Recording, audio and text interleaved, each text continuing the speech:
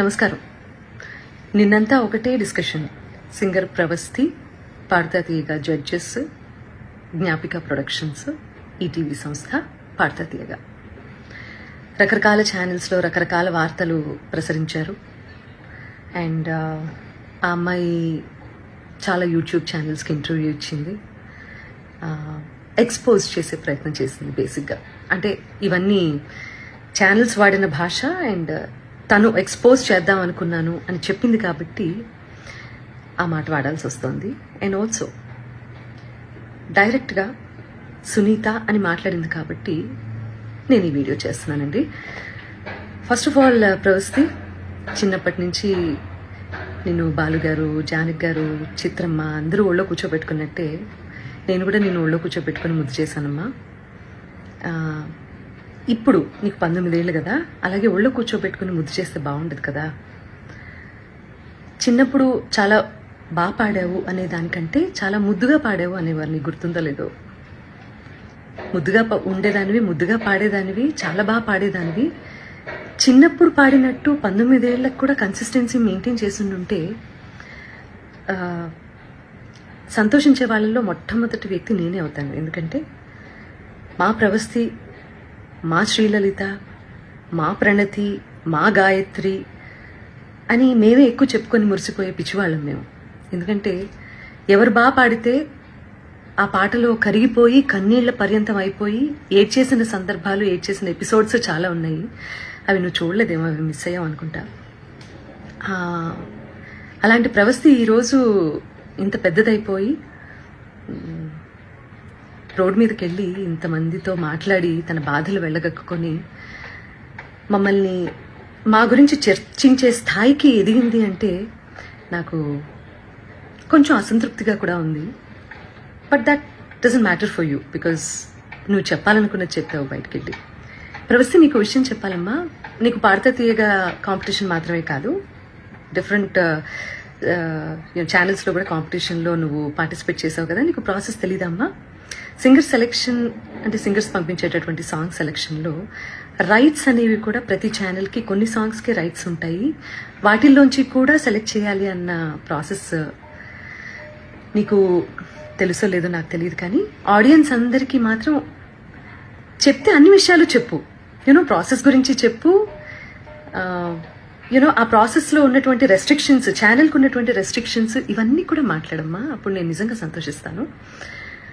So channel కండి couple of restrictions ఉంటాయి. మ్యూజిక్ని deploy చేయడానికి, అంటే మ్యూజిక్ని వాడుకోవడానికి అన్ని పాటలకి రెస్ట్రిక్షన్, అన్ని పాటలకి లీనియన్స్ ఉండదు. కాబట్టి ఏంటంటే వీళ్ళు ఇచ్చే పార్టిసిపెంట్స్ ఇచ్చే సాంగ్ లిస్ట్లో వేటికైతే రైట్స్ ఉంటాయో అవి మాత్రమే కాంపిటీషన్లో పాడాల్సి ఉంటుంది. అవి నచ్చ చెప్తాను కూడా ప్రతిసారి. నచ్చ చెప్తా అంటే నేను కాదండి, మేనేజ్మెంట్. తర్వాత ఎన్నిసార్లు రిపీట్ అయింది అంతకుముందు కాంపిటీషన్లో ఆ పాట అనేది కూడా చూస్తారండి యాజమాన్యం. ఇదంతా కూడా మీకు తర్వాత జ్ఞాపిక వాళ్ళు ఎక్స్ప్లెయిన్ చేస్తారు ఈ ప్రాసెస్ ఎలా సాగుతుంది అనేది.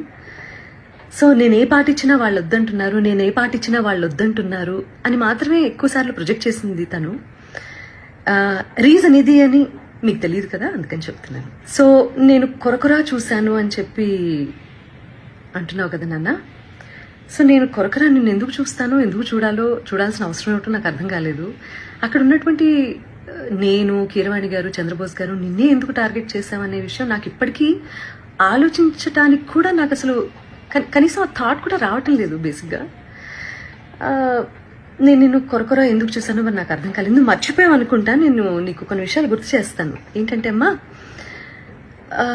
క్లాసికల్ రౌండ్లోనే అనుకుంటా నీ దగ్గరకు వచ్చి మరి నువ్వు కొంచెం అప్సెట్గా ఉంటే, నువ్వు ప్రతిదానికి నువ్వు అప్సెట్ అయిపోతావు, ప్రతిదానికి ఇరిటేట్ అయిపోతావు. నీ వాయిస్ అలాంటిది. కొంతమంది ఇమోషన్స్ కంట్రోల్ చేసుకోగలుగుతారు, కొంతమంది కంట్రోల్ చేసుకోలేరు. నేను అమ్మ స్థానంలో ఉన్నాను కాబట్టి నేను అర్థం చేసుకోగలుగుతాను. నీ దగ్గరకు వచ్చి మరి మిగతా పార్టిసిపెంట్స్ సాక్ష్యంగా ఉన్నారు తల్లి. ఈ రోజుల్లో ఏంటంటే నువ్వు నా మీద ఇన్ని లిగేషన్స్ వేసావు, ప్రూవ్ చేసుకోవాల్సిన అవసరం కూడా నాకు ఉంది కదా, unfortunately are fortunately, what ever it may be. So వాళ్ళందరి మధ్యలో నీకే చెప్పాను వచ్చి, ప్రవస్థి క్లిక్ నడుస్తున్నప్పుడు నువ్వు దాన్ని బేస్ చేసుకొని పాడుతున్నావు. మృదంగం అటు ఇటు అయినా కూడా నువ్వు అప్సెట్ అవ్వాల్సిన అవసరం లేదమ్మా. నువ్వు ఎలా పాడావనేది నాకు తెలుసు, మా అందరికీ అర్థమైంది. అక్కడ కొంచెం మృదంగం నేనేదో ఇబ్బంది పెట్టినట్లుంది అని నేను నీ దగ్గరకు వచ్చి మాట్లాడాను. అది నువ్వు మర్చిపోయావేమో కానీ నీ మిగతా పార్టిసిపెంట్స్ అందరూ ఏంటో గుర్తుపెట్టుకున్నారు మరి.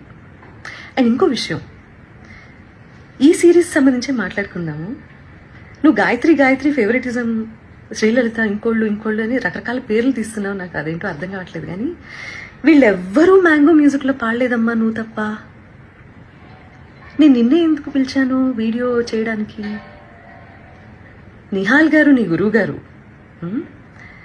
అష్టలక్ష్మి స్తోత్రం చేసినప్పుడు నేను వెనకాల కోరస్ బ్యాచ్లో నువ్వు పాడావు, గుర్తుందా నీకు? రికార్డ్ చేసినప్పుడు వీడియో షూట్ చేసే టైంలో నేను ఒక్కదాన్నే షూట్ చేయొచ్చు తల్లి. నువ్వు బాడీ షేమింగ్ అని మాట్లాడుతున్నావు కదా, నేను వేరే ఎవరినో నలుగురిని నా వెనకాల కూర్చోపెట్టుకుని చేయొచ్చమ్మా. నేను పర్టికులర్గా పిలిచాను ఇంటికి. పాపం ఒంటరిగా నువ్వు మీ అమ్మగారు వెళ్తారు, అయ్యో లేదు అలా కాదు అని చెప్పి మా వాళ్ళు ఏదో ఏర్పాట్లు చేసి దగ్గరుండి పంపించారు నీకు. ఇవన్నీ మర్చిపోతే ఎలా తల్లి నువ్వు? తప్పు కదా. కీరవాణి గారు పెళ్లి గురించి, అందులో కచేరీ గురించి మాట్లాడారు అని చెప్పి నువ్వు ఒక రెవల్యూషనరీ స్టేట్మెంట్స్ ఏవో పాస్ చేసావు కదా. పెళ్లిళ్లలో నేను కూడా పాడతాను, ఓకే? మొన్న రీసెంట్గా ఈరోజు ఇండియాలోనే టాప్ మోస్ట్ మ్యూజిక్ డైరెక్టర్ అయిన అనిరుద్ధ్ కూడా పెళ్లిలో పాడారమ్మా. ఆయన ఒపీనియన్ ఆయన చెప్పారు. నేను ఇప్పటి వరకు పెళ్లి కచేరీలు ఎందుకు చేయలేదంటే అని వరల్డ్ మ్యూజిక్ డే సందర్భంగా ఒక గొప్ప సంగీత దర్శకుడు ఆయన పాయింట్ ఆఫ్ వ్యూ ఏంటనేది ఆయన ఎక్స్ప్లెయిన్ చేస్తే, నీలో ఉన్న ఇన్ఫీరియారిటీ కాంప్లెక్స్ మూలంగా అది నిన్నే అంటున్నారు అని అనుకొని అది నువ్వు ఓన్ చేసుకోవటం తప్పు కదా తల్లి. అసలు ఎవరన్నా ఫీల్ అవ్వాలి అంటే ఫస్ట్ నేను ఫీల్ అవ్వాలి ఆ ముక్కకి. ప్రవస్తి, నేను మీ అమ్మగారిని నువ్వు అని సంబోధించినందుకు నీకు బాధేసింది, అది అసలు సంస్కారమా అని మాట్లాడావు కదమ్మా. ఎలిమినేషన్ జరిగిన వెంటనే మీ ఇద్దరి పేర్లు అనౌన్స్ చేసిన తర్వాత ఆవిడ స్టేజ్ దగ్గరకు వచ్చి నీ చేతిలో ఉన్న ట్రోఫీ, అసలు ఇది నీ చేతిలో ఉండాల్సిన ట్రోఫీ కాదు, అది ఇచ్చేసేయి అని చాలా ఎమోషనల్ డ్రామా క్రియేట్ చేసి చరణ్ గారి చేతిలో ఉన్నటువంటి మైక్ లాక్కోవడానికి ప్రయత్నం చేసి ఆ తర్వాత వెనక్కి వస్తూ నేను అక్కడ కూర్చున్నప్పుడు నీ మూలంగానే నువ్వే మోసగత్తవి ఇలా నా మొహం మీద ఇలా పెట్టి మాట్లాడినప్పుడు అది కరెక్ట్ అనిపించిందమ్మా నీకు? నేను ఇలా నమస్కారం పెట్టి ప్లీజ్ అన్నాను, అంతే కదమ్మా. సో అదంతా చాలా కెమెరాస్లో రికార్డ్ అయింది. ప్రవస్తి చెప్పేవన్నీ తప్పులు అని ఆ రికార్డింగ్ బయట పెట్టే అవకాశం ఛానల్కి లేకపోలేదు. కానీ ఆవేశంలో ఉన్నారు మీ అమ్మగారు, నువ్వు చాలా ఎమోషనల్గా ఉన్నారు, ఒక ఓటమిని అంగీకరించలేకపోతున్నారు. కాబట్టి తర్వాత తిరిగి కూర్చొని మాట్లాడదాము అని చెప్పి నువ్వు మీ అమ్మగారు విసురుగా బయటికి వెళ్ళిపోయారు. చాలా ఎమోషనల్గా ఉన్నారు, చాలా ఆవేశంలో ఉన్నారు. మాకు కనీసం మాట్లాడే అవకాశం కూడా ఇవ్వలేదు. చంద్రబోస్ గారు ముందుగా వెళ్ళిపోయారు, ఆయనకి టైం లేదని. కీరవాణి గారు నేను చూడలేనని వెళ్ళిపోయారు. సునీత గారు నా ఎలిమినేషన్ చూడటం కోసమే కూర్చున్నారు. చాలా తప్పు మాట్లాడావమ్మా, చాలా చాలా తప్పు మాట్లాడావు. ఎవరు ఎలిమినేట్ అయితేనో, ఎవరన్నా ఒకళ్ళు జీవితంలో ఓడిపోతేనో సంతోషించేంత నీచమైన క్యారెక్టర్ నాది కాదు. ఈ మాట నీ మూలంగా ఇవాళ చెప్పుకోవాల్సి వస్తుంది. నేను చాలా బాధలు పడ్డాను, నేను కష్టాలు పడ్డాను జీవితంలో. నాకంటే లోయెస్ట్ పాయింట్ అనుభవించిన వాళ్ళు నా తోటి కళాకారుల్లో ఎవరూ లేరని నేను ఈరోజు చెప్తాను. అలాంటి నేను ఒకళ్ళ ఓటమి, నేను ఒకళ్ళు ఏడుస్తుంటే చూసి సంతోషించే రకాన్ని కాదు. ఏడుపు విలువ నాకు తప్ప ఎవరికి తెలియదని నేను ఫీల్ అవుతూ ఉంటాను. నాకే బాగా తెలుసమ్మా ఏడుపు అంటే ఏంటో, ఓటం అంటే ఏంటో, జీవితం అంటే ఏంటో. ఇవన్నీ మీ అందరికంటే ఎక్కువ నాకే తెలుసు, ఓకే? నేను టెక్నీషియన్స్ని చాలా అవమానిస్తాను, చాలా అగౌరవపరుస్తాను అని చెప్పి ఫస్ట్ టైం నేను అలిగేషన్ అన్న మాట వాడుతున్నానమ్మా. సో అది కూడా నువ్వు మాట్లాడటం జరిగింది. ఏ టెక్నీషియన్ని ఒక్క వీడియో బయట తీసుకొని దయచేసి రిలీజ్ చేయను, ఓకే? నేను మనకి స్నాక్స్ ఇస్తారు చూడు, ఆయన్ని కూడా మీరు అనే అంటానమ్మా. అండ్ ఆవేళ నువ్వు ఎలిమినేట్ అవుతావో ఇంకెవరు ఎలిమినేట్ అవుతారో అసలు ఎలిమినేషన్ గురించి కాకుండా షెడ్యూల్ అయిపోతుంది కదా అని చెప్పి అందరికీ సెట్లో ఉన్న వాళ్ళందరికీ భోజనాలు పెట్టించటము, లేకపోతే ఒకరోజు నేను, ఇంకొక రోజు కీరవాణి గారు, ఇంకో రోజు అనిలో, ఇలా చేయటం అనేది అది ఒక టీంలో ఉన్నప్పుడు ఇవన్నీ జరుగుతూ ఉంటాయమ్మా. నువ్వు కూడా నేను పెట్టిన పేస్ట్రీ తిన్నావు, మరి బయటికి వెళ్ళి అదేంటో నేను ఎలిమినేట్ అయిపోయినందుకే సునీత గారు పార్టీ ఇచ్చారు అందరికీ అని మాట్లాడుతున్నావు. I seriously don't understand this. నువ్వు ఒకదాన్ని ఇంకో దానికే ఆపాదించి ఫ్యాబ్రికేట్ చేస్తున్నటువంటి తీరు చూస్తే మాత్రం నాకు చాలా అంటే చాలా ఆశ్చర్యంగా ఉంది. అండ్ ఇది మంచి పద్ధతి కాదు. ఇంకో ఆశ్చర్యకరమైన విషయం ఏంటంటే, ప్రవస్తి మీ అమ్మగారమ్మ, సునీతకి పిల్లలున్నారు, కీరవాణి గారికి పిల్లలున్నారు, అనిల్ ప్రవీణ వాళ్ళకి పిల్లలున్నారు, నాశనం అయిపోతారు అన్న శాపనార్థాలు కూడా పడాల్సిన పరిస్థితి వచ్చింది మాకు. ఫైనల్గా కాంపిటీషన్ అన్నప్పుడు ఓటమి ఉంటుంది, గెలుపు ఉంటుంది. ఫస్ట్ ప్లేస్లో ఒకళ్ళే ఉంటారు, సెకండ్ ప్లేస్ ఉంటుంది, థర్డ్ ప్లేస్ ఉంటుంది. అలా అని చెప్పి ఈరోజు ఎలిమినేషన్లో నేను ఓడిపోయాను, లైఫ్లోనే నేను ఓడిపోయాను, నా జీవితం లేదు అని చాలా ఎక్కువగా ఊహించేసుకొని ఓటమిని హుందాగా తీసుకోలేకపోతే లైఫ్లో ఏవి నేర్చుకోవటానికి బ్రెయిన్ ఆ రకంగా పనిచేయదు. సీనియర్స్ అంటే రెస్పెక్ట్ ఉండాలి. అలాంటి రెస్పెక్ట్తోనే మేము ఇన్నాళ్ళు వాళ్ళు ఒక మాట అన్నా కూడా, మా పాటలు పాడించి తీసేసినా కూడా ఇలా ఛానల్స్కి వచ్చి ఎవరూ ఇంటర్వ్యూలు ఇవ్వలేదు. అది మేము మా గురువుల దగ్గర నుంచి మేము నేర్చుకున్నటువంటి విద్య.